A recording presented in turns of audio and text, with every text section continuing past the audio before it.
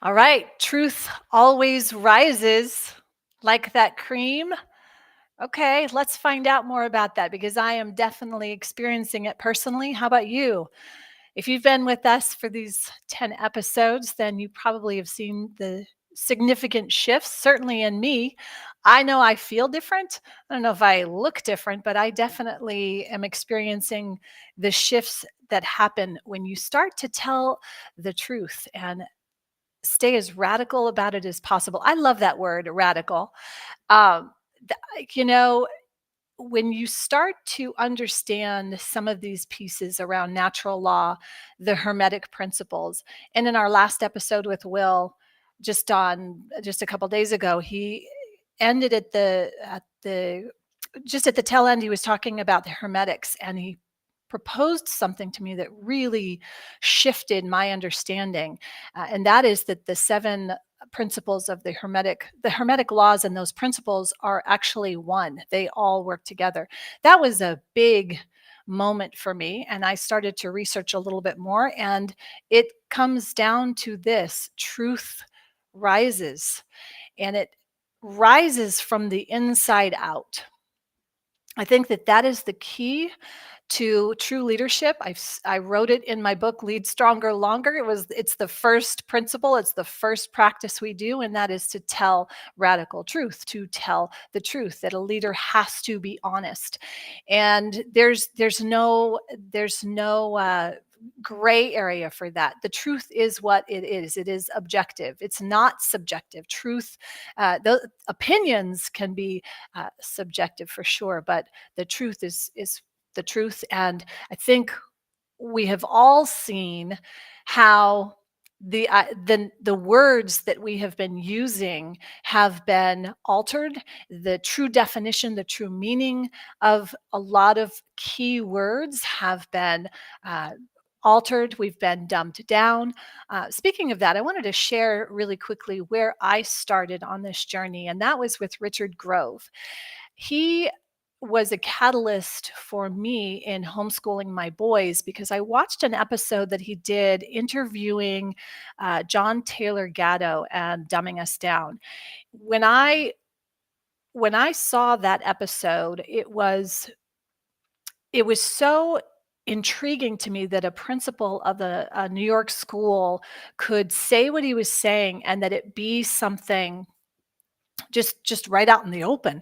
Oh my goodness, he's actually saying that, and and it resonated with me so much that I started to understand the things that I had been looking for in terms of ideas, in terms of who to follow, who to listen to as I was raising my young sons at the time, that I wasn't able to fully see with my mind logically the truth, and what's true and what's false, but I could feel it in my body. I could feel it in my heart. And I'm one that's very cerebral, very much in my head. That sometimes gets me in a lot of trouble because I can be very logical. But once I started tapping into my heart more and coming into my body and seeing how that aligned, things started to change for me. And I was able to lead a better life. Now, in no way am I saying I'm perfect, and I have a long way to go. But one of the catalysts then from understanding and working with Richard Grover, seeing his episodes and following the work that he does, led me to Mark Passio. And in August of 2024, I started on the journey of listening to Mark Passio's podcasts. I started with number one. I highly recommend, if you're going to, start with number one and then begin to process. Just like with anything, if you're going to eat a big old juicy whatever, you're going to have to chew it, and you're going to have to allow your enzymes to do the work to process that. And if you don't have some good enzymes in your body, some of that might rot, and it might cause some damage inside the body. And then you'll have to figure out how to eliminate it. I just basically said a concept of the trivium method, which again, that's something I learned through Richard Grove and then heard a lot more about it with Mark Passio. That trivium method: input, process, output. You can see that everywhere. It is natural, it is in nature. And somehow we as humans have gotten off and disconnected from nature, our own true nature. And that is what inspired me to reach out to Will. I saw one of his episodes, and in doing so, as you have likely seen with Will over the last 10 episodes, he's one of the most generous, knowledgeable, competent men that I have met. And I am incredibly honored to have had him as my guest and as my guest today. So, on the Lead Stronger Longer finale with Will, now, Lead Stronger Longer will come back. I've got some more great interviews coming up. In fact, I'm interviewing Leslie Powers tomorrow, and anyone in the natural law. Or, in fact, I would love to interview Mark Passio, but I want to definitely bring more folks onto the Lead Stronger Longer podcast. But this series specifically with Will it's our finale today, and I have a list of questions. Super excited to bring those to Will, because every time I ask a question, he has something that expands my understanding. And so I'm hoping that you will join us on this journey and you will ask questions. Please put your questions in the chat. I'll look for that. I'll stay on top of that, and we'll get going. Will, welcome back, and thank you so much for joining me on these episodes. It's been a fun series. I've thoroughly enjoyed it. And even though this is the finale, it doesn't stop. There you go. Exactly. Yeah, I'm glad to be here today. Yeah, awesome. Well, I was reflecting on my experiences with you over these last 10 episodes, that I know what I've learned, and I've shared a little bit about it, but I'm curious if there's anything that you have learned or that has maybe changed you during these 10 episodes. Care to share? Yeah. Oh, this is fantastic. I've learned a few things. Well, number one, that I was expressing to you earlier in this conversation, it's amazing. Just the power of good conversation shows how far that can resonate out and how it can affect people. I was telling you, Stefana, that I've been receiving incredible amounts of emails and messages from people that have thoroughly enjoyed our conversation. And we have struck a great balance. You brought great questions and great introspection and feedback and pushback at times, and that across the board is well balanced. It's well healthy. So I've learned that having a good, balanced dialogue is what people want to see. That's that philosophy archetype in people that want to come out. They want to see those good conversations. So many podcasts nowadays, it's kind of cut and dry. It's someone just asks questions and someone answers, and it doesn't have that natural improv or flow to it, where at any moment it could just spiral into a different direction, or and just expand. So that organic feel. And in this age where, there's millions of podcasts and everyone's a content creator, there's that authenticity that needs to be out there and needs to be experienced. And I've just been extremely grateful for you having me on, for us doing these series, and all the feedback that I've been getting from people. And it gave me profound insight on the types of interviews that I want to do in the future. When you do an interview with someone that agrees with you 100%, it's biased, right? There's a bias there. If my point being is consciously choosing the conversations and where it's going to go and who you're going to interact with is very important, because we all have something to say. We have a message, and how can we showcase that in a healthy manner where we can get to the center of the bullseye, get to the truth, to the core of what we're trying to explain. And this is what the philosophical realm is all about, right? For the love of wisdom. And we can do this by interacting. So good. I love the way you paint pictures. That helps me so much every time you speak about the bullseye, and so now I really, I make that almost my motto that I'm done with the peripheral. I want to go straight to the bullseye, but not from an obsessive way like I was before, like I had to because it's my way of controlling, and I had, that kind of thing. And that's one of the things that I've learned, especially around leadership, because um, leadership for me in the past has been more of a controlling, and the push and pull that we had, and I know I pushed quite a bit on this, of the order followers and that the police and and I'm like, hey, they're people too and it's okay, and you're like, it's, so that is what I'm realizing, for even for myself, is that I think I have been that master, or you know what I mean? I've been,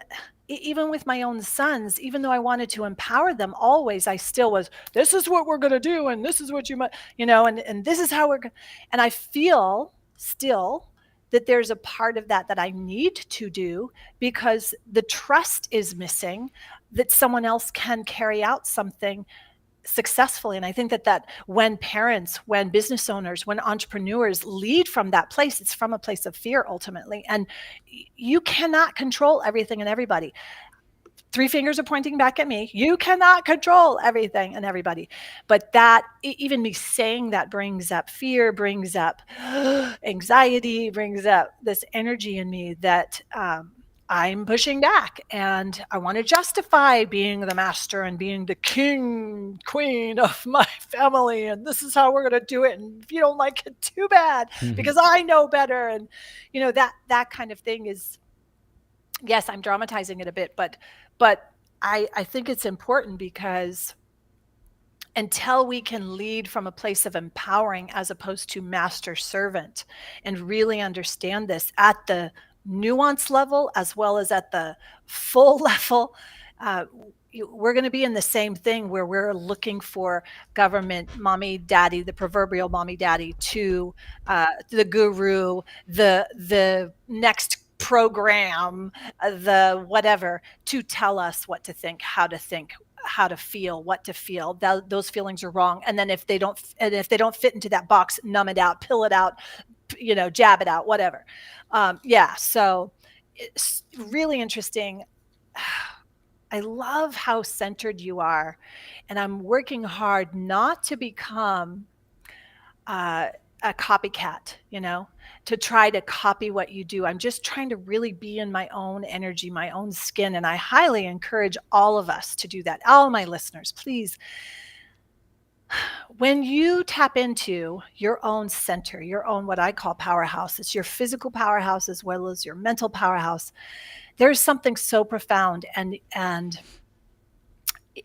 you can find your true dreams. And I think that that's how we're going to change the world. I think that that's how we're going to influence the world and improve. Okay, so you talked about how these conversations can help, and you said how it resonates, and conversations that are balanced. I love that. Now, when someone is, we'll say, awakening. What's a better word? You know how Marx talks about the unbegun. In the dark occults will say they're the unbegun or the unawakened or something. Well, let's say, okay, so now someone's beginning and they are awakening, but they're afraid. And maybe they're afraid of losing a community, their comfort, right? We've talked a little bit about this, but specifically, what would you say to them right now? Well, first, it's good to understand primarily where that comes from. That comes from our childhood, where either parents were too passive or too aggressive in their, their parenting style when it came to problems or obstacles. Meaning, if it's too hard, just quit, or pushing your child too much in a direction that they aren't willing and don't want to go. Excuse me. So when we come across a problem within our life, or something like just what is going on in the world, and that fear kicks in. First of all, fear exists, right? This is an element of the unknown, and we are all going to experience that our whole life, even on our deathbed, right? So that acknowledging that, the question is responding and not reacting to the fear. And that's what I mean by primarily it stems from our childhood. So when we reach that obstacle, the fight or flight or the freeze kicks in, and people shut down, or they recluse into their shell, or go many different directions. For me and how I was raised, thanks to my father, a problem, an unknown solution and a problem was something that absolutely could be conquered with logic, reason, and care. It was almost a challenge in a way. Even when I was going through my drug addiction, right, in my darkest times, sure, it was brutal, it was scary, it was fearful. I would wake up, each morning, and I didn't know if that was the day I was going to die, that type of feeling. But yet it was still a challenge to kick it into gear, to go through that process of self-discovery, to understand that big quest, that big journey, the why. Why am I here? How did I get here? Why am I doing what I do, etc.? And we can apply that to the world. Why is humanity in the condition that we are in? How did we get here? How is it being maintained? And how can we get out?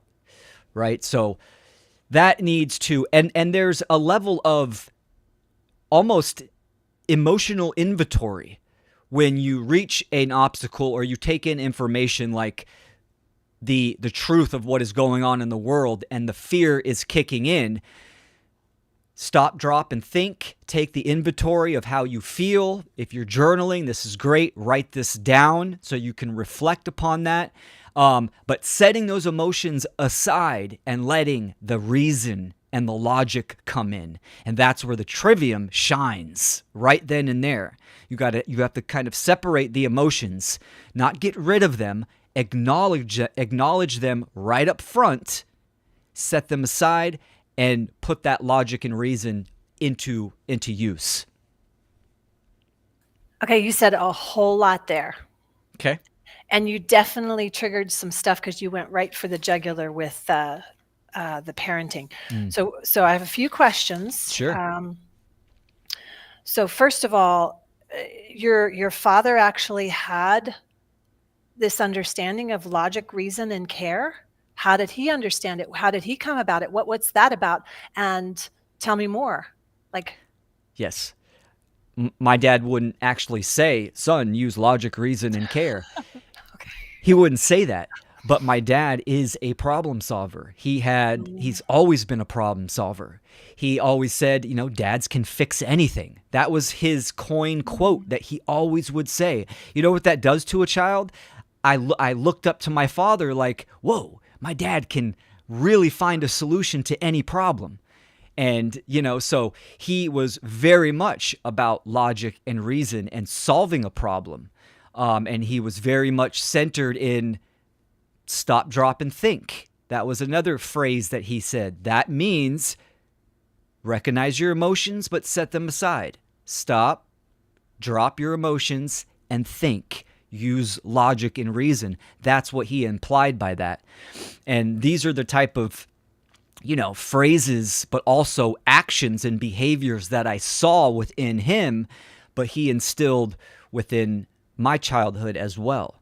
And, this is a great gift that a parent can give their child. It's ultimately what we are giving our children, right? So we kind of hold on to, my child's going to have this profound understanding of the universe or of themselves. No, they got to go through that whole process of self-discovery as well. They got to fail a whole bunch and learn from their mistakes. But it's the tool sets that we are able to embody and raise our children within They have those tool sets, they understand them, and they can utilize them. So when they hit that fear, they know how to respond instead of react, or how to solve a problem. So Oh, that's what I mean oof, by that. so good. Let's go back to I get the stop, come into present time, drop, Correct. but drop the emotions. See, now in my world, for me, thinking got me into trouble because I was constantly thinking, constantly in my head. And I want to understand the drop the emotions. You feel them, or you didn't say feel them, you said acknowledge them. Tell me how that's different than feeling them, and what does that actually look like? And then tell me how we align, because you didn't say anything about aligning your emotions and your thoughts and your actions. You just said tool set to embody thinking, which is really important. You said embody. I love that, and I really want to know how. There's a few questions in here, and I know you get this. So I'll just continue with this, and then you'll take it over. Mhm. Okay, intellectually, because you're really talking about think and reason. So I think intellectually, okay? But intellectually, there is a difference between intellectually, because I can be really intellectual, but not embody truth. I can be really intellectual about natural law, but totally not embody it. I think that that's how I was 7 or 8 months ago, right? Because I was like so intellectualizing, I'm going to learn this, but I was not embodying it. And there's varying degrees. I get that. So I love this. Okay, tool set, but it's to embody versus to be intellectualizing. And then uh, the yeah. So that around there, especially these emotions, because I have when I got back into connecting with my emotions and not burying them, I used them more as a compass, more as an opportunity to really understand what I was feeling and not to suppress them anymore, because that's what was getting me in trouble. Meaning, it was causing a lot of inner pain and suffering. And I read a book called Letting Go. I did a few of David Hawkins' books. Power versus Force, Letting Go. Highly recommend those. And then I did a Michael Truth and Singer. falsehood. Yes, He's got some exactly. great works. Yeah. Very, very good works. And so it was the first time I started actually, wait a minute, I don't have to run from it. I don't have to avoid it. I don't have to fight it. I don't have to bury it. I can just feel it. Holy crap. And that was terrifying. But once I started, it was a lot faster. It's like, let's just rip the freaking Band-Aid off already. Come on, let's just feel this. Yes, it's painful. Like even right now, even when you were saying about you brought it starts in your childhood. Like, no, I don't want that. That kind of thing. It's like, okay. And it went straight to the feeling of, I went into grief as I'm listening to you. I'm like, oh my gosh, I'm going to Mm. burst into tears. Please, I don't want to do that. Da, da, da. Right. All of that. Because in my head and my heart are like, so let me come back to that. The stop, drop the emotions, you said, and then you said think and reason. And then I want to understand the intellectual versus embodying. Gotcha. Okay. The stop, drop, and think. Keep in mind that's from the aspect of, you know, there's an obstacle right in front of you. So the drop is more about drop the emotional reaction to what you're facing, right? Because sometimes when we come across information, of course, the heart center is online. So the fear, you feel it. You feel fear. That's the thing about fear, right? You can feel it. It's an energy. It's an emotion that is generated within you, and it is it's the emotion of the unknown, right? There's a lack of knowledge there. So that's what it means by drop. Stop is obviously, like you said, be present. Okay, you're in the here and now. Stop the emotional reaction, the fear response that we all can have when we're coming across an obstacle. That could be someone's breaking into your house, right? And that fear response you could feel. Sometimes people run, they hide under the bed, right? You can pause that fear response, that emotion, those emotions, you could stop that in its tracks. So then you can think and, whether that's, go to your gun safe, pull that out, or grab a bat, or whatever it may be, or any type of obstacle in life. So that's what the stop means. And of course, you stop that emotional reaction, right? That visceral feeling by obviously acknowledging it. So you recognize that you are having that right then and there. Stop it, set it aside. So then you can think. When we are in alignment, right? Thoughts, emotions, and actions, this is that is towards the solution, right? You can separate intelligence, right? When you're doing the trivium process, it is heavily skewed in logic and reason. Of course, intuition is involved as well, right? To feel certain aspects of information or a situation. That feeling itself, that intuitive capacity, that is a plethora of information that can be used. But ultimately using that logic and reason to filter through and analyze the information, the raw data, when you come to an accurate perception or the cause to apply the solution, that solution needs to be based in unity consciousness, in alignment, thoughts, emotions, and actions. Meaning the thoughts, you have done the logic and reason in the trivium method to come to understand the problem and understand the solution. You align your emotions with that as well, your moral compass, and then you act on that. So that's what I mean in those aspects. I can't remember the second part that you said. Yeah, that's good. And you Okay. addressed the intelligence versus embody. One of the things that, as you were talking about that, is as I'm listening to you, this is something that every child needs to be equipped with. This ability, what you were talking about. Okay, so you have your feelings, your intuition, and to understand and to know what that is, and to analyze the raw data. Analyze the raw data. Analyze the raw data. I don't think anyone's analyzing any raw data right now. We don't even analyze the data that comes to us. We're basically just siphoning in so much BS. So that's missing. And I mean, right there, that's it's like, Well, stop, analyze the raw data. And then the solutions, and you talked about unity consciousness. I mean, that right there, that should be like a whole masterclass for any child, anyone. And it makes me think like, okay, how do we help the children, whatever age they are, deprogram themselves from what they didn't get with that imbalance of from early on, where there was an imbalance of constant fear and you know what I mean? So sure. exactly what you just described previously when you were talking about the it came from your parenting, and it came from the imbalances, and when they didn't, that was like, oh, yeah, how do we deprogram from that? Especially, because you mentioned, and who is it? Bruce Lipton, I think, talks about the first 7 years you're being programmed. That's your program that's running. It's your hard drive. It's like, okay, how do we deprogram Formatting. from that? It's the formatting. How do we deprogram from that?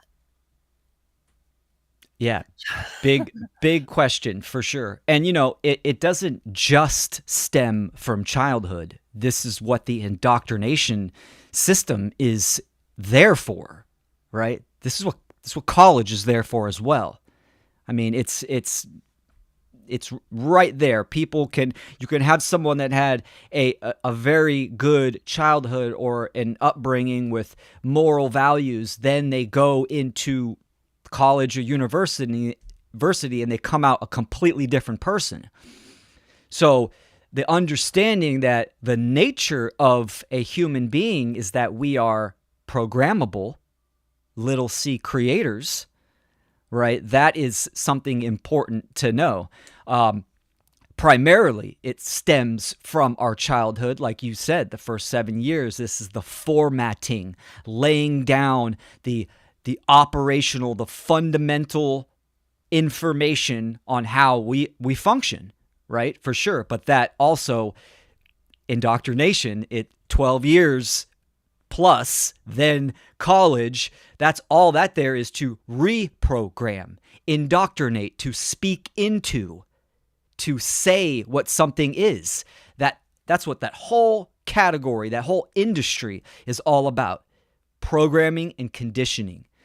So it's the complete opposite of education, right? Education is to lead one out of ignorance versus to speak something in, to speak a doctrine or information into something.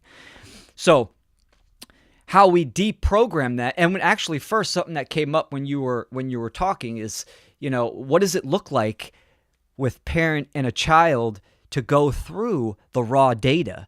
Like when I say that, like, do people think that I mean, okay, little Johnny, let's sit down and, we're writing out columns and graphs and all kinds of stuff like that for a young child? No. Sure, you could write stuff down, but it's primarily through questions that a child can experience exploring the raw data, right? So it can be something as simple as, I don't know, a beaver den or something, and a child is asking, how does a beaver make a den? Well, the parent is in a unique situation to facilitate, to lead that experience, and we can do that by asking our children questions that they haven't thought of, and those questions will generate data, whether they have an answer or not. Right? This is kind of why the apothetic inquiry or method is so powerful, looking at what it is not to understand what it is. So, and that process can be across the board. And little kids like to talk. They like questions. So it's perfect. Way better than getting very intellectual or analytical, writing stuff down. Of course, if your child's a little older and they can read, then you can facilitate a more advanced segment of that of, let's go do some research. Let's find those answers. There's multiple ways, creative ways to extract raw data from any given situation or experience. So I kind of wanted to clarify that. Yeah. And as you were saying that, and you're talking about it specifically as it relates to children and youth. Yes. It relates to anyone.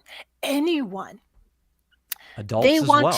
Yes, exactly. But we've forgotten how to, or it's been buried to find those answers. We don't find those answers anymore. We immediately go off because of the programming, the formatting that go to urgent care because you have or your toe is hurting. It's like, wait a minute. Why don't you ask some questions about that? Maybe your shoes are too tight. Like, these are literal examples. from yeah. So that's really interesting. Not from me, from my brother-in-law happens to be a doctor. and the conversations that I overhear are just ludicrous. Yeah. That's because adults, they're not adults, they're children still. 50-year-old, 60-year-old, doesn't matter, 20-year-old children don't find the answers. And our answers are here. It's not that we can't have mentors. I'm getting so many understandings, but the answers are within ourselves, and that's okay. So good. Again, so good. Did you have something else you wanted to finish? Or should I go on? I think that's what I wanted to say, unless it slipped my mind. I left something out to address what you were saying, but we can keep it going. It's specifically around this deprogramming of the false beliefs, right? It's the false beliefs, but also, this has been my pitfall, is deprogramming the false beliefs, but then falling into another system or another, I don't want to say cult, but another indoctrination system. because of that cycle, maybe that pattern, I'm a lot less than I was before, but I found myself when I was coming out of a very, very indoctrinated, very heavily dogmatic group that I invested everything in, right? Financially, my time, my energy, my whole thinking, everyone that I looked at was through that lens, and I judged them through that lens and with their nomenclature, with their verbiage, and never found my own answers. It was always through that lens, and it was always from a lie, from because that whole fundamental it wasn't true for me. It was that I took it on because I thought that was what I should do. And so I would really love to understand how someone can deprogram from that with and those false beliefs without going into a new system or a new ideology.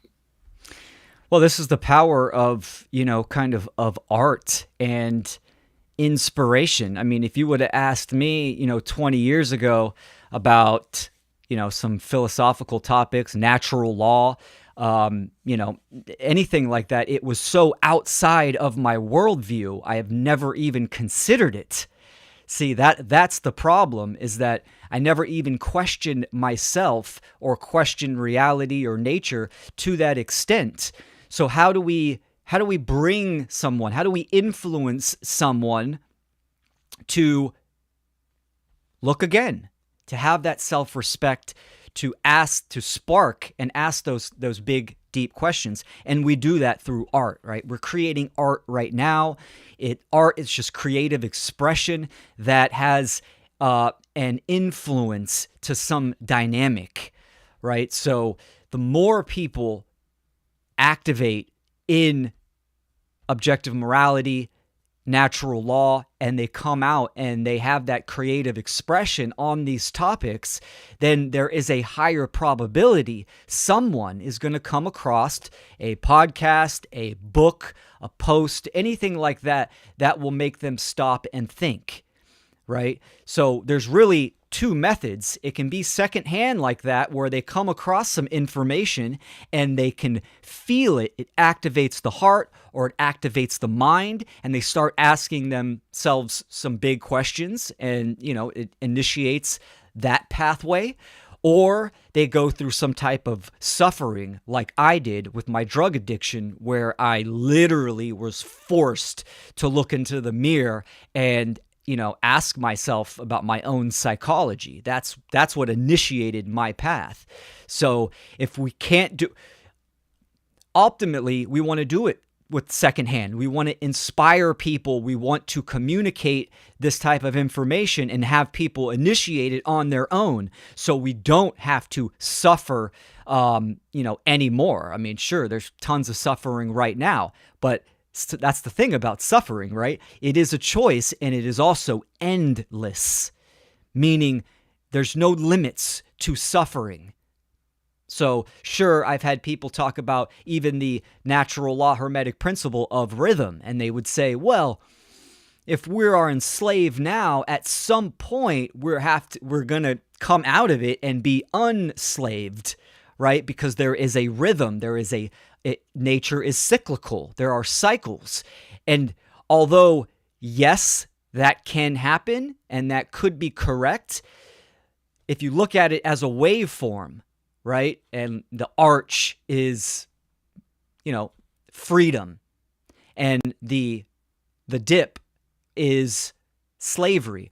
It is endless on how long that arc or that dip, the trough, can extend before it starts to tilt back up into the arch towards freedom.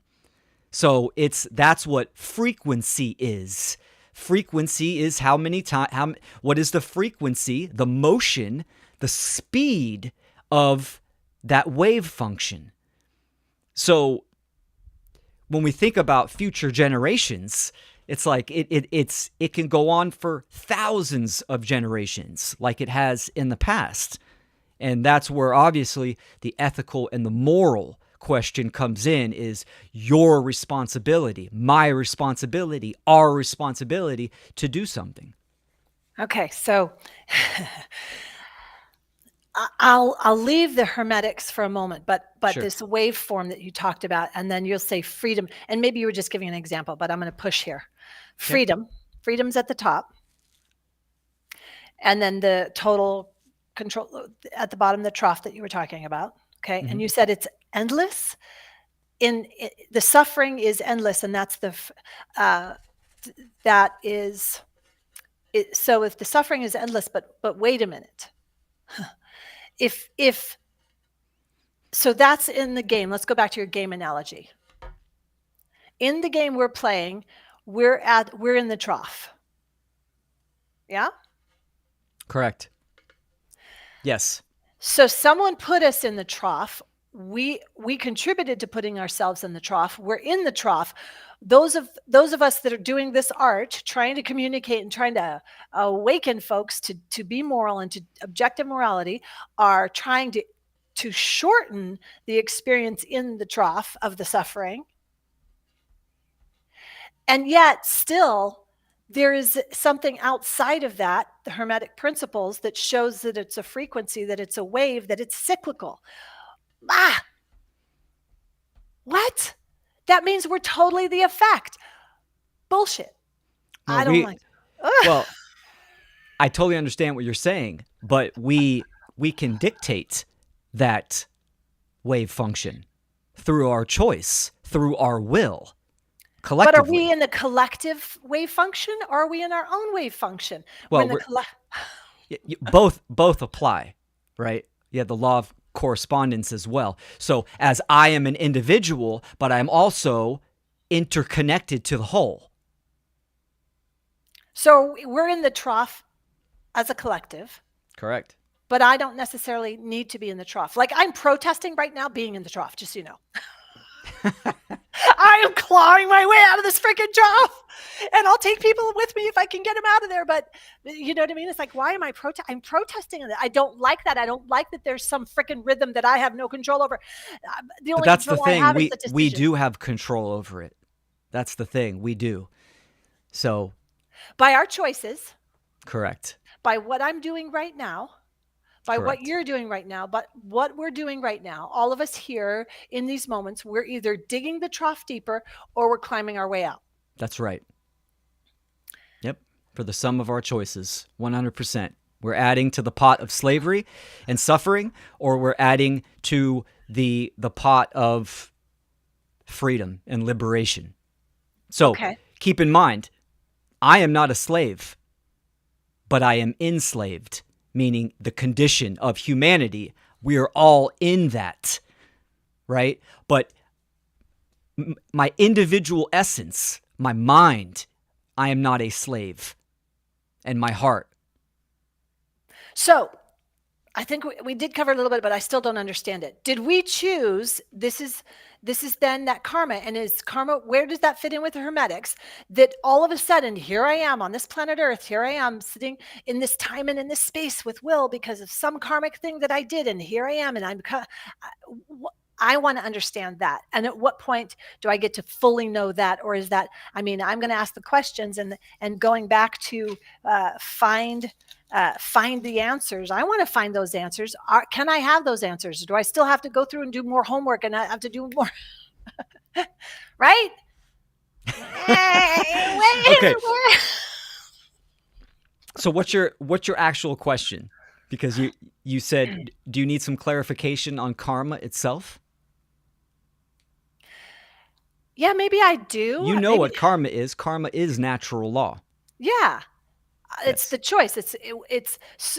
And so I'm trying to understand because I'm here in this moment, but then I'm also seeing the big like oh my God, everything, Yes. and then I'm back in this moment, right? Sure. And so I'm Hmm. trying to fully. It's like, phew, wait a minute. The Um, paradox of being human. Of course, we have our individuality and we are also interconnected to the whole itself. Just like we can come to know the universe, we can come to know ourselves, our own psychology, right, right? right, So right. both apply. It's a great statement. It's a great quote. I remember that one. Passio would say it a lot. I love Absolutely. it. The And actions yet, that I take and yet, within my own life have an effect to the environment, to the whole, to the collective, the aggregate.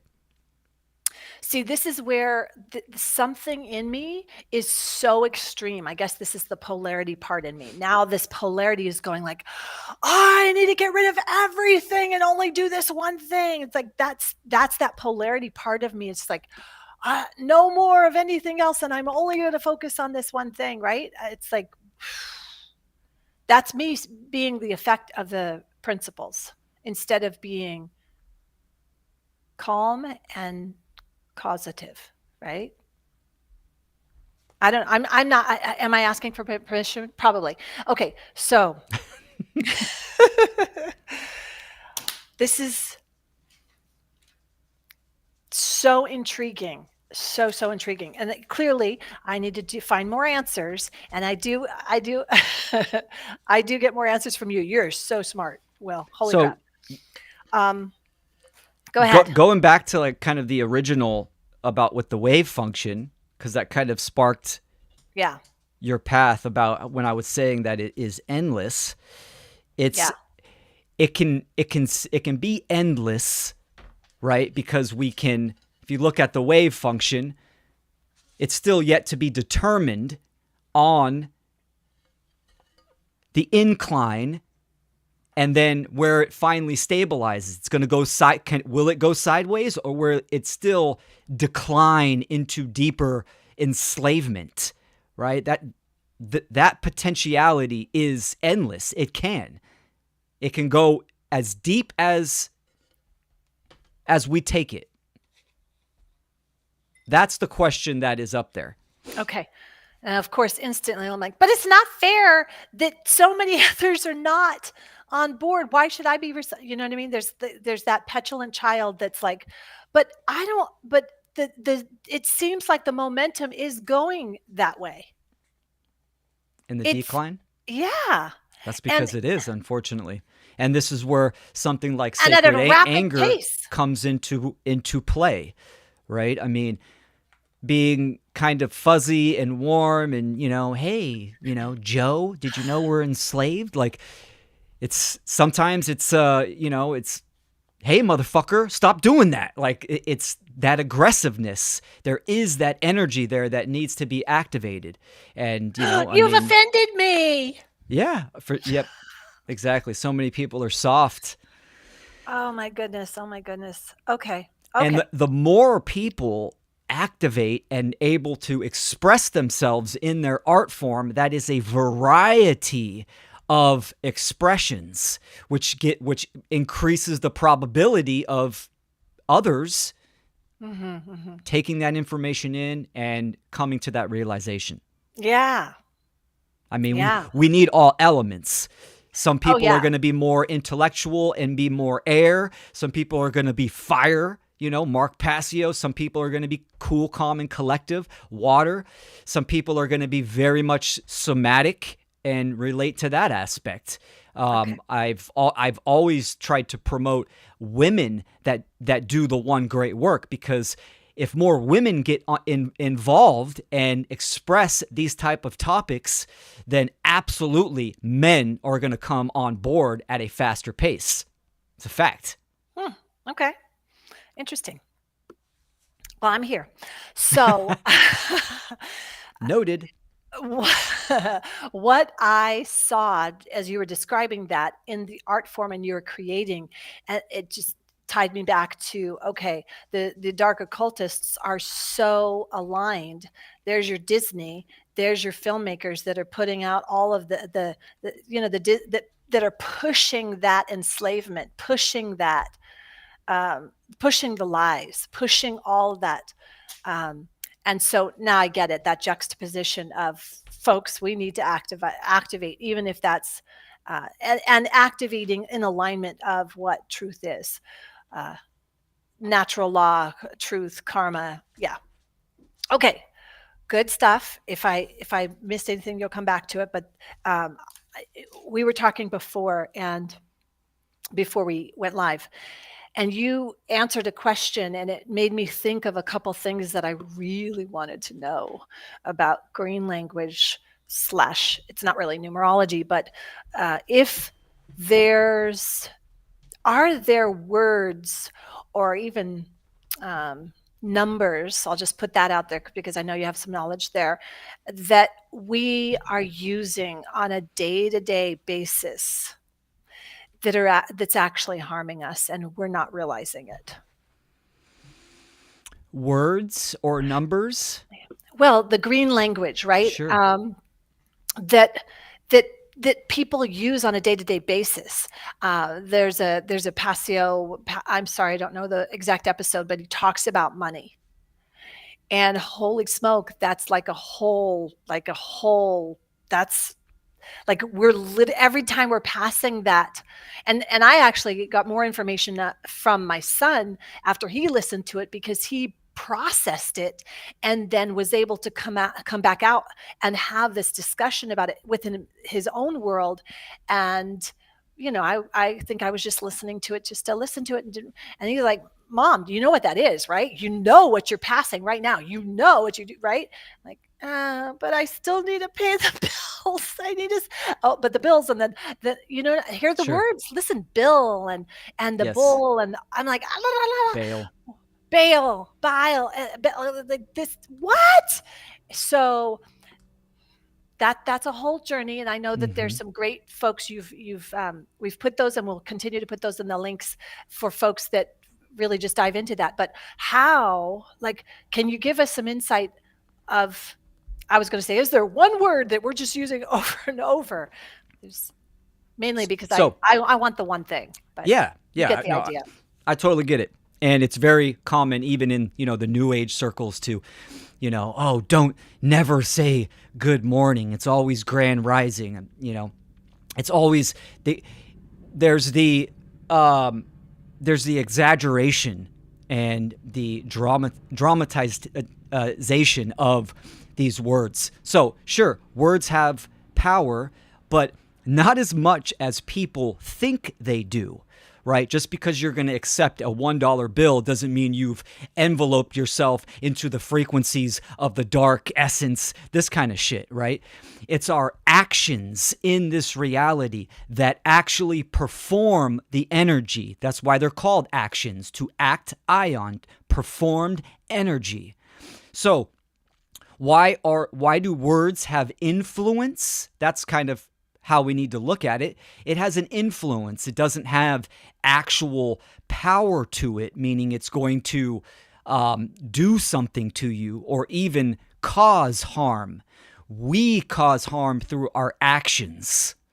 We protect ourselves through our actions, and we do that obviously by the information that we hold. So being aware of the system, being aware of what money is and the sigils on the dollar bills, that is one thing. Being scared of it and, oh, don't use it is a completely different thing. And that's exactly where the social engineers want people. They want people to have this emotional reaction to everything, right? So it's like, oh, well, you shouldn't use fiat currency at all, right? And if you do, then you are immoral, you are whatever that may be. So, I mean, I rarely use a bank account. I'm very much into the barter system, and sure, I use cash as much as possible and crypto, etc. But what am I using it for is the bigger question. So the words that we hold, what are you using those words for? What is the essence of your actions? How are you living day to day? What do you stand for and what do you represent are the bigger questions that we can there judge upon, which we should. We should judge people upon their actions, right? So it's such a touchy subject, even in the truth and freedom communities. So many people are like, oh, 666. I got 666 on a receipt, and I had to go in and buy something different or return everything. There's this religious programming that is kind of ensconced into everything. So it doesn't have as much weight as people want to believe it does. What carries the weight is the actions, the manifested energy. That's key. That's what I wanted to know. Okay, But good. but knowing is important. Yeah. Knowing and then doing is what matters. Mm-hmm. So good. Super good. In fact, my son, his phone number that came in was something, something, something, ended in 666. And at first, there was something in me that was like, oh, panic. And he's like, oh, that's cool. So I'm keeping that 666. And I'm like, wait a minute. Sure. Okay. And then we researched it a little bit.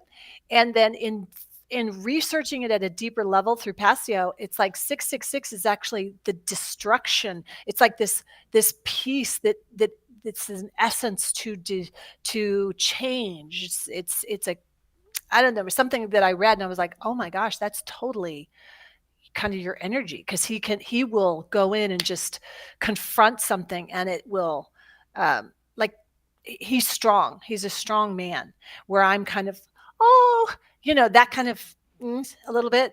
I'm trying to be, when I know something and I'm really confident, I am like strong.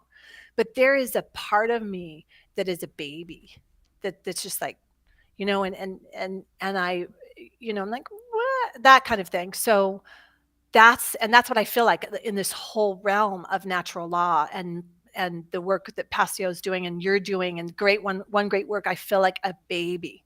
I feel like and that I have to protect that part of me while I'm growing up. Do you know what I mean? It's Sure. really interesting. And I will say that to anyone who is awakening to this and starting on this path. My first 6 weeks of really diving into the worldview. Passio does some on his podcast pieces around worldview, and talks about the dark and the fears, and so much educating in those first 20-25 podcasts. But there is some dark, really rough stuff that if you don't process it, it it it's what's the word, it's almost like that sludge that just can cover you, and then you feel like it's like you can't function. So you want to do this daily process. I think that that's one of the reasons I asked Will, and wanted to, it's not, I think I know that's why I made the action to ask for Will to help.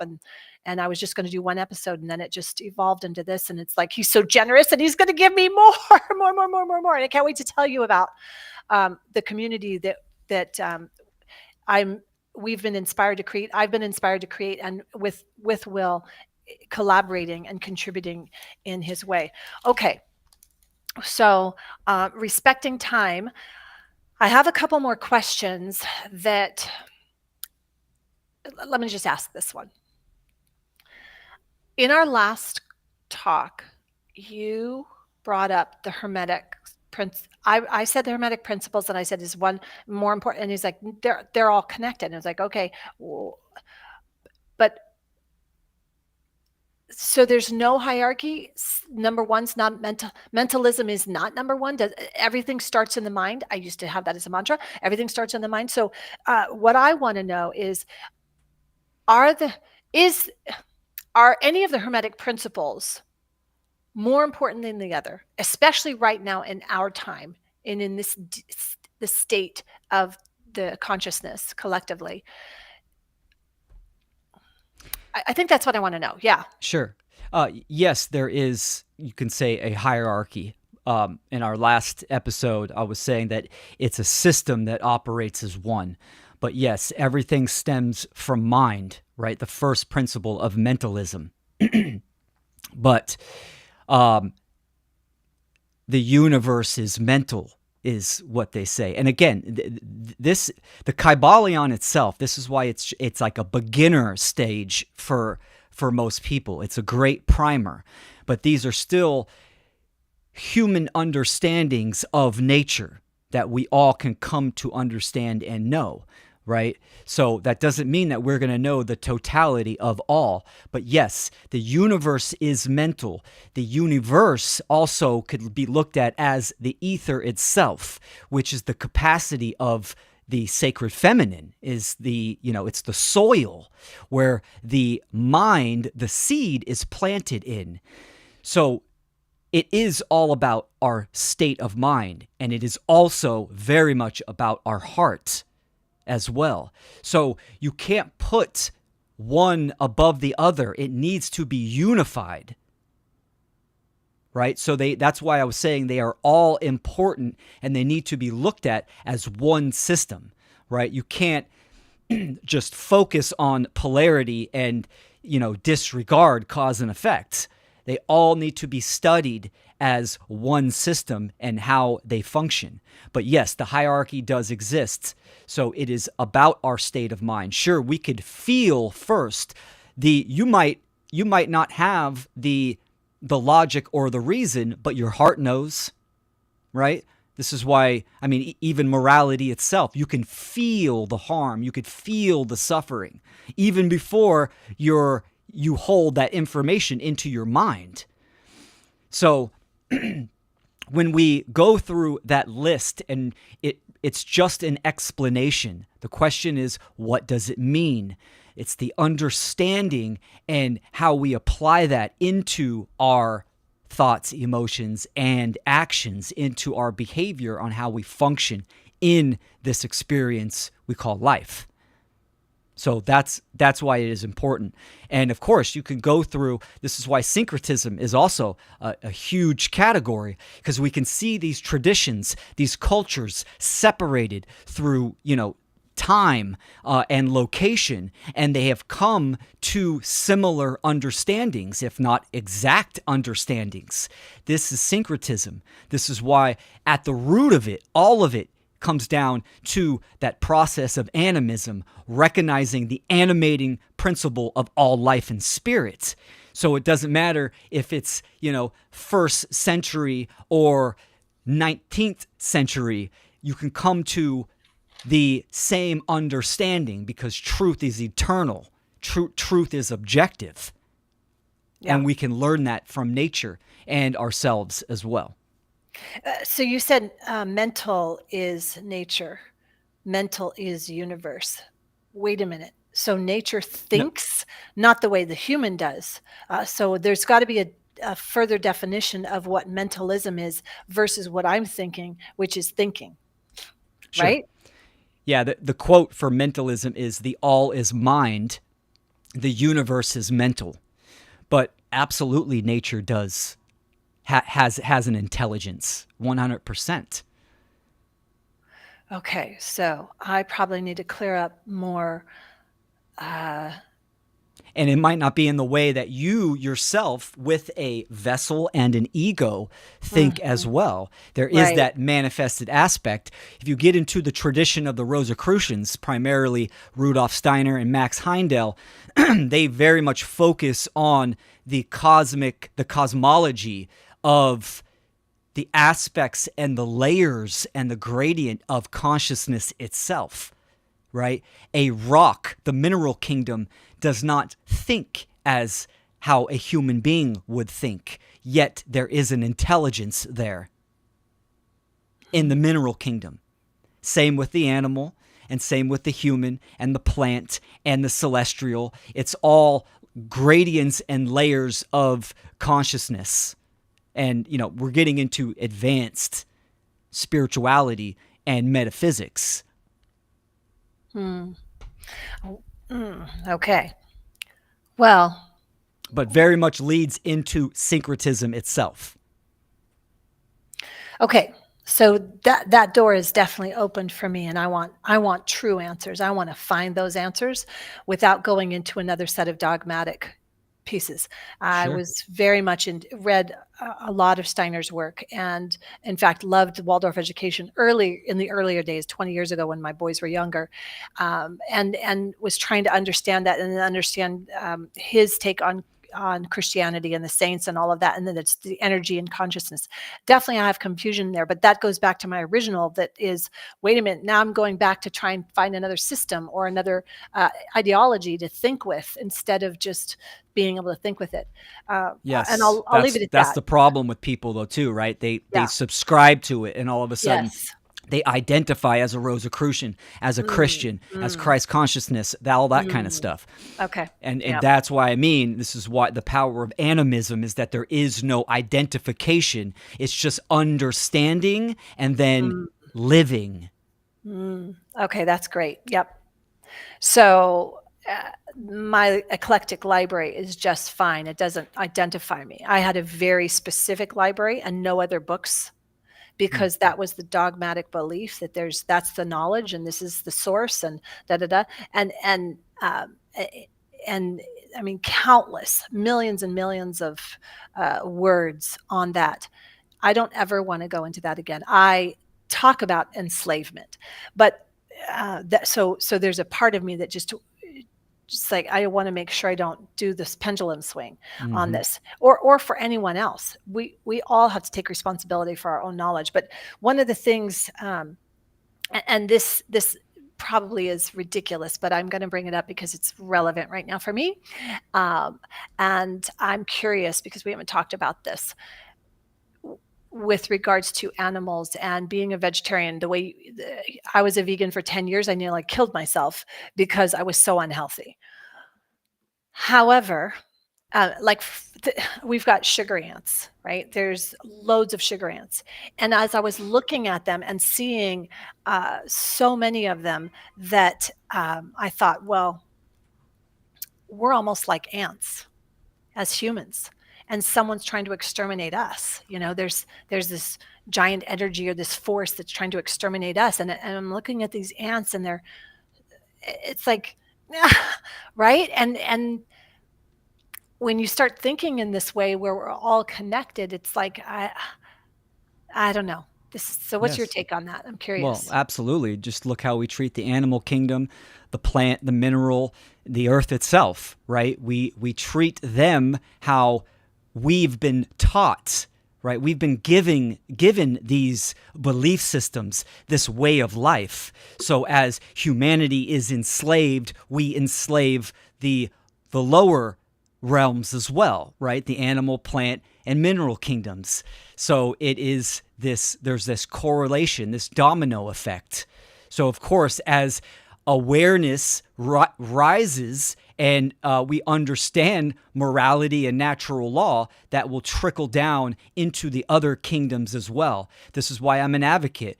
For humanity, we must clean up our own house first. We need to make that leap. And that doesn't mean you can't, in your individual life, have a nonviolent diet and practice ethical means. Absolutely do that. You must do that, right? But the focus, we must, as human beings, clean up our own house because we are the stewards of the whole biosphere. So the level of consciousness in the aggregate for humanity affects everything. Affects everything. So that is extremely important to know. So then, in that, and going back to that, truth is objective. And yet there's a lot of subjective reality, and there's lots of gray areas of what's I mean, certainly in the wellness, the health industry, certainly in this industry or that industry, there's so much subjective views. And then we could go back to the, okay, well, that's all solipsism, right-brained imbalance, where you're not taking where you're like, oh, kumbaya, everybody's perfect, let everybody live their life, even if it means they're harming, versus and then to the opposite end of that. So what's a tangible way for someone to start cleaning their own house? At what level? Right? Because there's mentalism, there's physical, there's spiritual, there's relationships, there's right? At what level, going back to the title of this, truth always rises. Um, and I do want you to dive a little deeper in on this truth, subjective versus objective, and really be firm with me on this, Sure. because there is a part that is still like, can't we all just get along and let them live and let live, right? And then as soon as I say that, I say, and remember, kill or be killed. Yeah, that's Right? yeah, It's like, yeah, 100%. okay, so I'm gonna leave it to you. I said a lot. I'm trying to understand this. I don't have a specific. I have lots of questions. I don't know how Sure. to distill it. Okay, well, let's start with, truth and objective and subjective. So, of course, we are living in a shared reality, right? It's an objective reality that we are all co creating in, we are all living in. Yet we have our individual perception, which is the subjective component to that, right? So, But I don't know that that's the case. I think that most. I mean, when I look around, or when I was out traveling in this country the last month, and seeing and having conversations,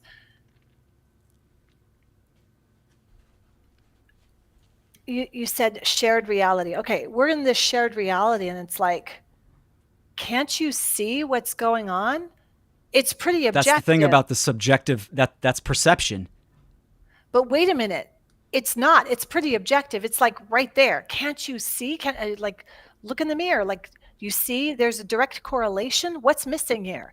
Type of thing, right? I mean, even for myself, because I'm hyper aware of that. But what's so where's the subjective objective? No, that's not subjective. It's freaking objective, folks. It's like we can paint, we can connect the dots and see. That's it's like you can't lie about that. Yeah, how are we lying about this? How are we like pretending? Are we all just walking through with our carts, like pretending and just putting that crap in your cart? Like, I mean, yeah. Sure. Yeah, most people are, for sure. The condition of this planet is objective. You have a more accurate, a more aligned to the objective truth perception, worldview. How you see and view the world, how you perceive the world is more in line to the objective truth of what is going on. The majority of people do not. Right? So they're How telling are we going to themselves handle this? stories, they're making justifications, they hold incorrect information and knowledge, they hold beliefs that are condoning the violence and slavery, right? So the subjective component is our perception itself, and that is the information that we hold within ourselves. And this is the whole point of the one great work, right? Is to convey this aspect of people have incorrect information. Here is the correct information, and here and why. And now we've come full circle. Okay, Correct. so there it is. All right, I get it. Um, why do you think so many resist the truth? Resist. So natural law, we know it's karma. Not whatever you want to call it. It's natural law. We get it. It's innate in you. But why do so many resist? Great question. I would say some of the majority, the main attributes is fear, obviously fear itself, and cowardice, right? Humans have been domesticated to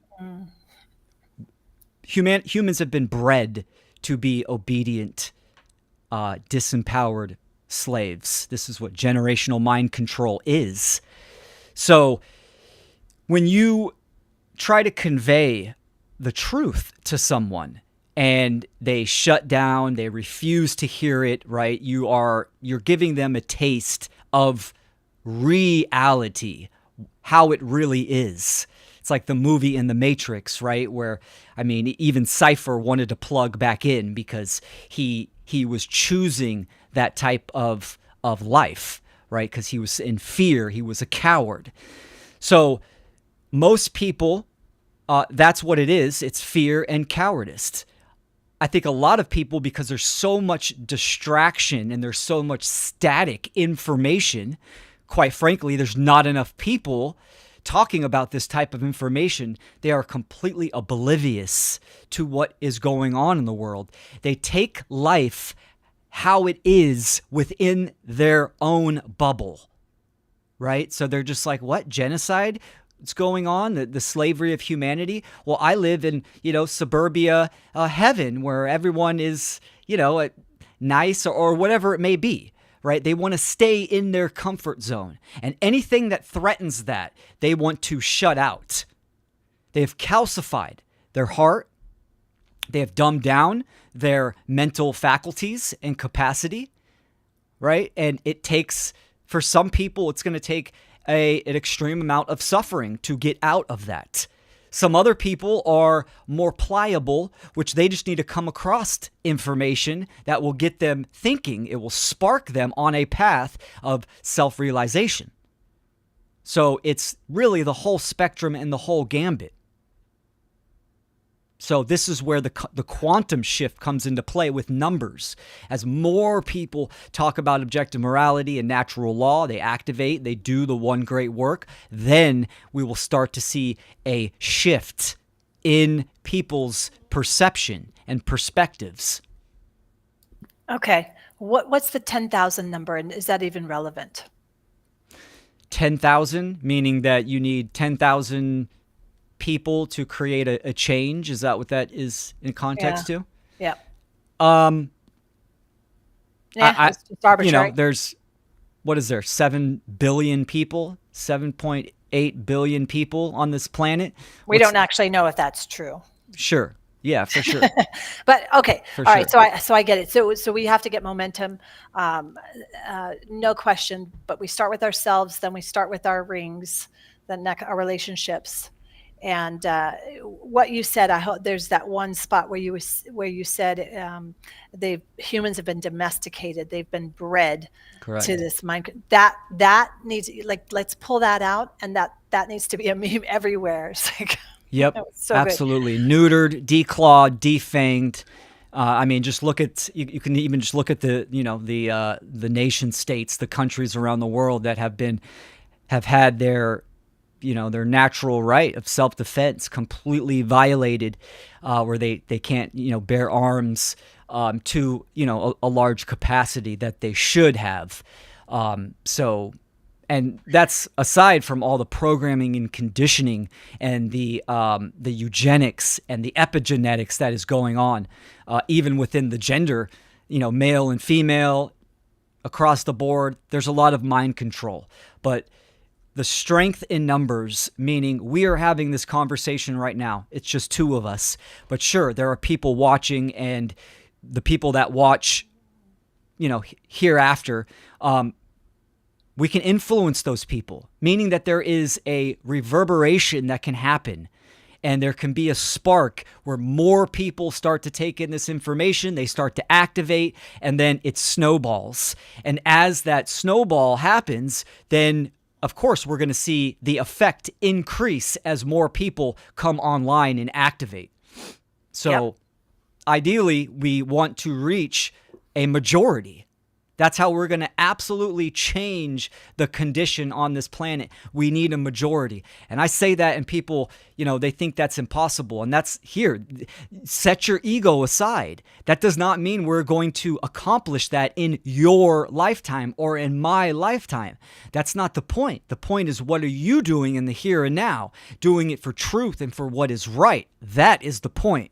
Because you are adding to the ether. You're adding that energy into the pot towards freedom, to end slavery. And, you're setting up opportunities to inspire people, not only within your lifetime, but in future generations as well. Well said. Will you share your top 3 books that someone must read when when they're starting out. I know Sure. we'll do starting out, and then those that are for the folks that are in the audience. And now I'm going to go over to the questions here and just check and see what's going on over there.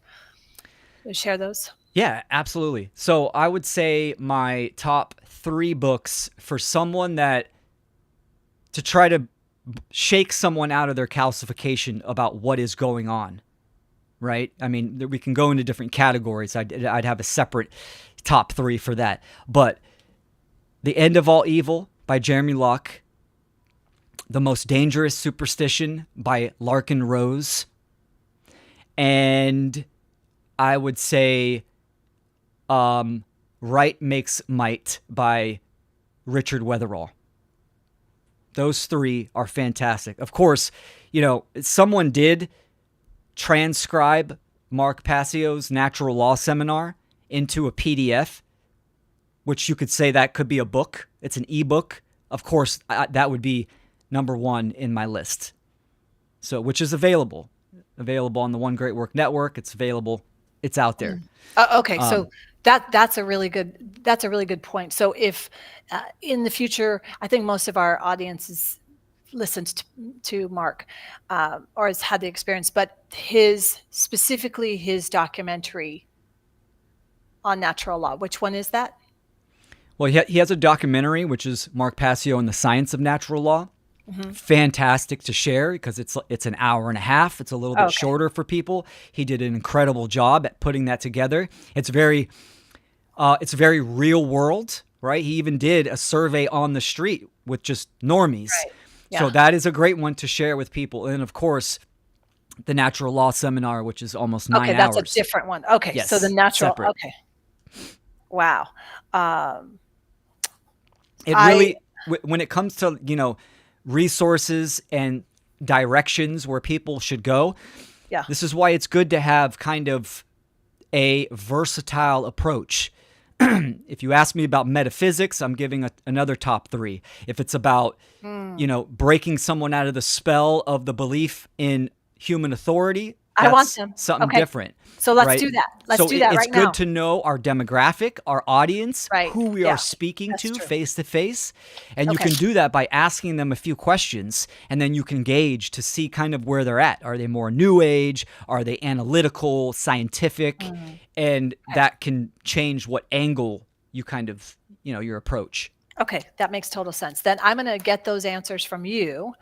And I'm going to go over here and just make sure I'm not missing any questions.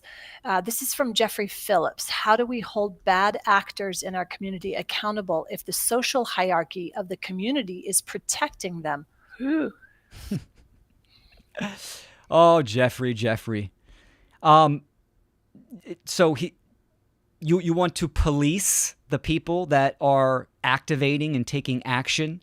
I would say you would need to focus on yourself. Truth always prevails, and patterns speak volumes. If there is a bad actor in a community, discernment, logic, and reason will expose the bad actor indefinitely.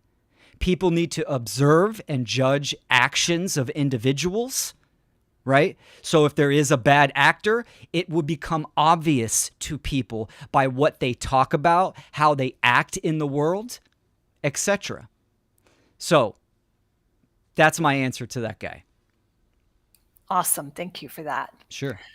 Great to see the others in there. Don't see a specific. Great. At least you did the PDF. From Dennis. Awesome. That's great that Dennis did that. Okay. Let's do this then.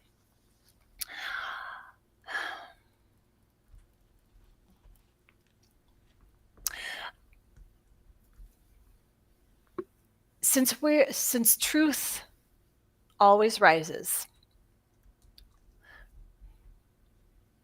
I'm gonna ask. Well, I'll probably just finish with this, and then I'm gonna announce what we've been creating. I think. What would you say is probably the biggest lie that you wish everybody would stop telling themselves? You know what I mean? Sure. Absolutely. And then real quick, the PDF of the natural law documentary, natural law seminar was done many years ago, Okay. shortly after Mark released that seminar by Michael Gleason. And you can get Michael to that. Gleason. Oh, okay, good. Yeah, Thank you so much. for sure. And Dennis Gilmore does a fantastic job at transcribing all different types of content. So, Okay. some of the top, well, first and foremost, that truth does not exist or truth is relative. That is the seed. I call it the seed, the larva of loathing is what I call that. Because if truth does not exist or it is relative, meaning it's based upon each individual's perception, right? Everything else falls down from there. That means there is no right or wrong. There is no truth or deception, right? It's reality is whatever each individual says it is, right? A man can be a woman, can be a dog, can be a cat, up is down is up. So that is full blown, full spectrum relativism, that truth is relative or truth does not exist, right? Even in philosophical communities, there's the quote that all I know is that I know nothing, right? Or this understand or this concept that you can't know anything. This is based upon relative truth, that there is no such thing as objective truth. That right there is the seed. So, The poison. oh, absolutely. Okay. That's Yep. where it Yep. stems from. It's amazing. That is truly amazing because that I drank that poison and I led my life with that poison for 30 years. It's crazy, Sure. crazy to Many think that. people are drinking from that poison fountain, for Yeah. sure. And I thought I was so about like, oh, it's yeah. That's right. And then, of course, from there, the belief in human authority, Oh yeah.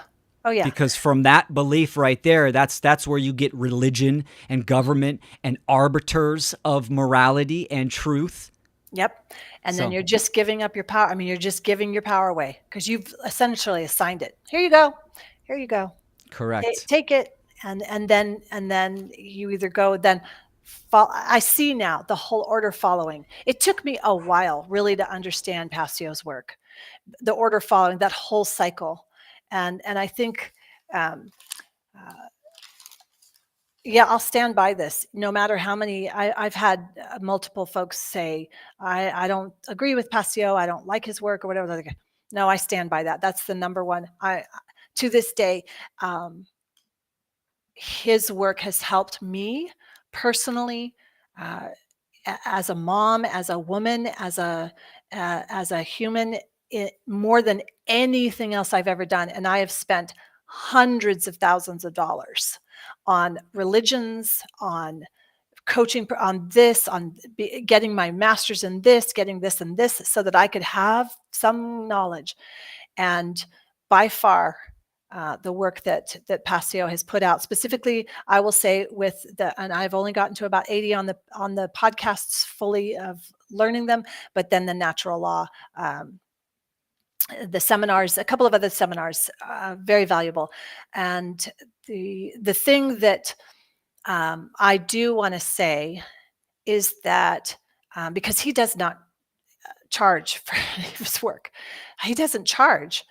I think if he does like his technical things, he charges for that. But he is doing this work and giving it, and I think that um, I'm so grateful.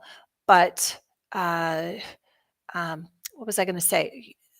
I wanted to bring up what you said before because before we started recording, because I feel. Based on what you've said, based on what the feedback I have gotten, is that we need a community. We need a consistent community to rise, to let this truth rise within us, and to go through the painful experience. And sometimes incredibly pleasurable. I mean, this is like an emotional journey for me, but then also it's like, okay, I'm processing this. It takes me a couple days to process what you've shared. And um, I wanted to create a community where folks could come together. Um, Ethical, kind, moral people are coming together to meet twice a month. That's what I think would be nourishing to work through this evolution together. Definitely as a parent, um, working through those pieces in our relationships and do it in a way completely from a place of truth, aligned truth, and everything we've been talking about with Will. I think what Will stands for, probably what Mark stands for, but to have a community that's safe. And when I say safe, I don't mean it's bashing or whatever. I mean it's a place where we're doing the work together, not maybe your great work because that you should do that, but a community to be able to process and digest and dialogue and balance out some of the information that comes to us that can get really imbalanced.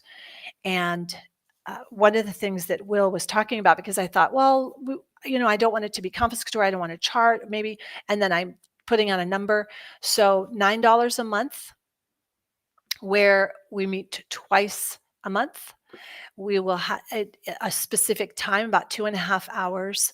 Think of it more like office hours. There's not necessarily a specific agenda where you can bring your questions, you can bring the work that you're working on and go through it with a process where where I will facilitate and Will is a guest. Again, he is, because he has his own life and his own pieces, but he will also, he's so generous that he will be there and be part of this. So that's what I'm looking at doing. Specifically for us, those that are on this journey and that want to lead stronger, longer in this way. It has nothing to do with my work that I do with powerhouse leaders or my Yogalachi holistic body mind business transformation programs. It has nothing to do with those programs or what I do in my career and professionally. This is a specific personal endeavor to go through this experience.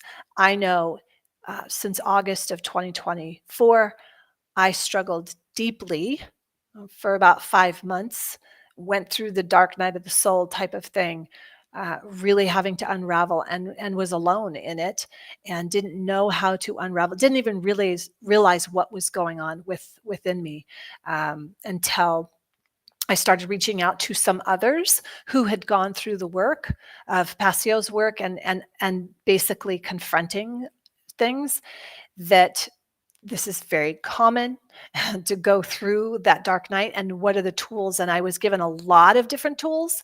And then I went to the site and saw, resonated with a few people, like for example, Scott's work, because we had a common thread, and then Will's work that he had as the seminar. So I'm going to put that out there. I will add that to the YouTube notes in the description. And then I have no doubt I will have Will back at some time for a live YouTube at some point when I just can't figure it out on my own. Clearly, Will Keller is incredibly intelligent, competent, knowledgeable, and experienced. He's gone through it. He's doing the work and does it regularly. So please make sure you're reaching out to him. Go to willkeller.com. Incredible body of knowledge that he has there, incredible resources. So see willkeller.com, and then all of his social media. He puts out such great social media. So make sure you're following him there. And anything else that you care to say, Will? I think you did a fantastic job. I think what you're proposing with the community is important. People seek this. They seek the like-minded individuals to come to commune with. This is what a community is, right? To either as a support, as a guidance, whether that be tech to activate, create their own content, whatever it may be. We can look back even on like the scandemic era where the freedom cells became extremely popular, but there's not that many people that understand natural law and objective morality. So having these kind of communities where people can unite and inspire each other to act Yeah. in the world, I think that is the main component. I So think it it's would be amazing. fantastic. And to have that as a root, have that as the as the soil, and fertilizing the soil with that, what could sprout from that would be amazing, I bet. I mean, I could just, even just some of the questions I see or the comments in the chats always inspires me. And so I think, oh, I want more of that. I want more of this. In fact, before we go, so I will just answer is it to Marcy. Yes, we'll make sure we get PDF, the list of books from Will. And Cool. then is Alicia asks, is blocking people a pattern, Will? Um, Here's another one, Alicia. Sure, yeah. If you're gonna come into a space that we've created and you're gonna act a fool or an ass, absolutely, you can be blocked. So Oh, okay. So that's what. are Yeah, they, are these, so I'm not super, I don't usually interact with they're on comments. your channel, is what they're asking because I have them blocked because they don't Oh, make content, educational content on their own. They try to infiltrate other people and they want to police. They want to be statists within certain communities. So, yeah. and What that's a is that fact. about? What is that about? What? It's jealousy. It's Mm, incompetence on creating their own educational content and trying to inspire others. They focus on anyone that they choose and they want to break them down. They're embodying the energy of involution. mm. They have low teachability and cowards for sure, 100%. So that's what it is. And here's the thing, it's like I could block you on social media. The type of person that I am, I don't go back and forth on this artificial reality of social media platforms. I'm a face to face type of person. I am who I am in real life, eye to eye, and that's how I kind of handle things. So I don't engage Awesome. with trolls, with parasites. I don't allow my energy to be fed to them. And that's how I function. And if that hurts feelings, sorry, go to a different channel, go somewhere else. Yeah, So, absolutely. stop being a little baby. That's what I say. Right on. Right on. Okay, awesome. Yeah, so there you go. I want to ask you about Dennis Gilmore, because I had him on my podcast, and I know he does take a lot of. Um, in fact, he took some of our work and then did a riff off of it, and I was like, that's really interesting. I didn't get too much into it. I was like, I just gotta let that go. It didn't sit right with me. It didn't feel good, but I put myself out there publicly. It's public now. It's public feed, whatever. Sure. Um, so what is that? This is Dennis doing, because I think I'm very naive when it comes to all of this. And I'm like, oh, just can't we get along? It's like, but I want to be strong. I want to be strong the way you just stated that. I need that. I need that piece that you just shared eloquently, like, these are my boundaries. It's like, I have certain boundaries within my own. I have, as a strong mama, I mean, I have boundaries, right? Certain things. Sure. And in my business, and I'm good with certain boundaries, but this is new territory for me. And Absolutely. so what would you recommend? Is like, is this a muscle I need to build? Is this a skill? Yeah, it's, having tough skin. It's understanding that when you go public and you put yourself out there, there's going to be all types of people. They're going to take your image, they're going to take clips from you, they're going to do whatever they want. And that's, there's moral people and ethical people in the world, good people in the world, far and few between. There's also parasites and people that want to, pervert and twist your content as well. I don't think Dennis is doing that maliciously. I mean, he puts out other people's content and he gives his opinion on that and he transcribes, and that's totally fine. Mhm. I'm just the type of person, I know myself. I am grounded within myself. I'm an adult man, and when people do that to me, it fades me none, Mhm. right? It fades me none. And it's all about your energy and feeding off you. They want to get a reaction off you. They really want to be you. That's what they want. They want you to respond to them, and they want to feed off of that energy. And those people need to be ignored out of existence, and not supported whatsoever. And that takes discernment. And all you have to do, like I said earlier, is observe their patterns, observe what they do, the majority of the energy that they invest, what they stand for, and all that kind of stuff. And it shows their true colors. So, So you wouldn't but take that does take. action. So when someone's harming, you wouldn't do anything there? No? Well, I guess blocking is some action that you're taking, but is Sure, there any other absolutely. action that we would do to say, "Hey, no, you're harming. This is not okay." Well, it's in the public space. Of course, there's slander there, but I mean, you're putting yourself out there. People are going to do that. They're feeding off the emotional reaction that they're trying to entice. Mhm. So, Yeah, I wonder, I mean, to look within themselves, what is your intention? Like, Alicia, what's your intention? I don't, it's rhetorical. It's for anyone. What's your intention? I mean, really think about this right now in this time and in this place.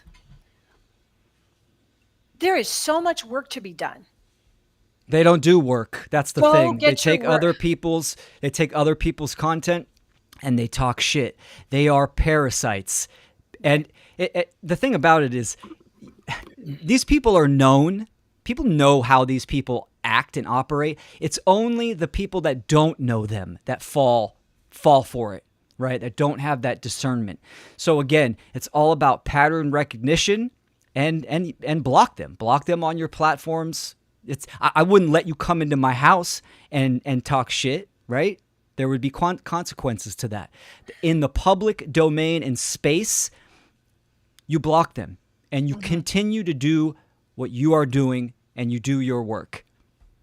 Yeah. That's how it's done. This is a key lesson for me right now because I did not do that. Even in my I would let people that are parasitic and snakes in my own house because I felt I had to, whether because of family or whatever, for a very long time. And I'm done with that. I'm done with that from a place of genuine kindness and genuine hope that you will shift and find your truth because truth always rises. And this is so crucial for you to get, for each of you to get. When I say you, anytime I'm saying it, there are three fingers pointing back at me, and I am doing the work as fast as I can. Maybe I'm a little late bloomer, but we have to. If I know nothing else, as I drove across this country this past month, oh my goodness, the cloud that is over this whole world and the walking zombies that are unhealthy and taking pills and pushing pills and passing them, thinking it's okay, here, let's just make that pain go away, instead of taking responsibility. Deeply, deeply, deeply sad to see. And that part of me was like, I just, oh, it's okay. No, no more. That's right. With That's right. genuine kindness and genuine love. So, all And right, thank you even so Mark much. has talked a lot about this in the tech class, and this is why there needs to be a vetting pocket. Hold on one second. That's a kitty cat. It's like, Yeah, save that cat. Oh my hold on. gosh. Go I'm save sorry. that cat. The- All right. Well, while he saves the cat, which is really important, we need our kitty cats to be saved.